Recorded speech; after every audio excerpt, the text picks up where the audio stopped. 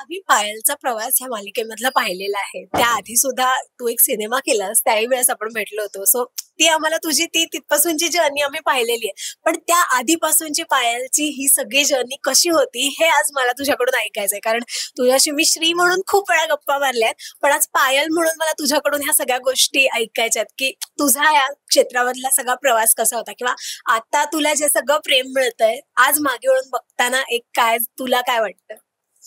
बापरे पहिल्यांदा असं कोणीतरी मला विचारलंय म्हणजे पायल म्हणून कसा सुरू झाला. आणि मी पुण्यात सावित्रीबाई फुले पुणे विद्यापीठातून MA भरतनाट्यम कम्प्लीट केलं आणि त्यानंतर लॉकडाऊनच्या काळात मला मकरंद मानेंनी फिल्मच्या ऑडिशनसाठी बोलवलं आणि मग बापलेक ज्याचं नाव आधी पोरगं मजेत होतं, सो ती केली. मग 3 वर्षांनी बापलेक रिलीज झाली. मग मीनवाईल मी अविनाश आरोड बरोबर 3 ऑफर्स केली आणि मग त्याच्यानंतर आता मानवत मर्डर्स केली आशिष बेंडे बरोबर. आणि मग मला मालिकेसाठी केदार सरांनी विचारलं आणि 2 वर्ष चालू होतं. खूप वेगवेगळ्या पद्धतीच्या मालिकांकरता विचारणा आली होती, ऑडिशन्स पण दिल्या होत्या.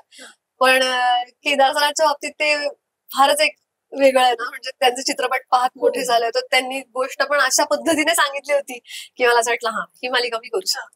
आणि मग मालिकेपर्यंत आले. सो तू म्हणतेस तसं चित्रपट, वेब सिरीज, नाटक हे सगळं करून झालं होतं. कॉलेजच्या काळात पण नाटक आणि नाटक दोन्ही केलेलं आहे.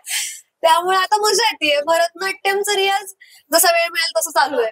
आणि आता नव्याने एक वेगळं शिकले ते म्हणजे युद्धकला. मागच्या वर्षी मी ते एक शिकले. युद्धकला म्हणजे शिवकालीन युद्धकला. सो म्हणजे दांडपट्टा आणि करेक्ट. आणि यावेळेस तर आपल्याला राज्यशास्त्र शस्त्र म्हणून मान पण मिळालेला आहे. त्यामुळे खूप आनंदाचं वातावरण आहे. आणि आता म्हणजे मी तिथे शिकायला ह्याच्यासाठी गेले होते की त्या स्किलचा मला कुठेतरी वेगळ्या पद्धतीने वापर करताय. बाहुबलीतला तुला माहितीये तो एक सीन आहे, म्हणजे इंट्रोडक्शनचा सीन आहे, त्याच्यात ती तलवार अशी आडवी चिरते, तिचे डोळे दिसतात. मला असं तलवार पण तलवार हे शस्त्र सगळ्यात शेवटी शिकलं जातं हे मला तिथे गेल्यानंतर कळालं. म्हणजे 15 दिवस खोटं वाटेल तुला, बोटाची पेरणी दुखत होती. अगं किती दिवसांचं होतं तेव्हा? 15 दिवसांचं वर्कशॉप होतं. हिवाळी शिबिर असतं. कोल्हापुरात भुदरगड म्हणून एक तिथे सव्यासाची गुरुकुलम आहे. तर त्या गुरुकुलात 15 दिवस calendar, phone, mobile absolutely allowed नाही, काहीच नाही. आणि तर तिथे तो सगळं वर्कशॉप केल्यानंतर म्हणजे शिबिर असतं ते. आणि मग सकाळी 4 वाजता उठायचं.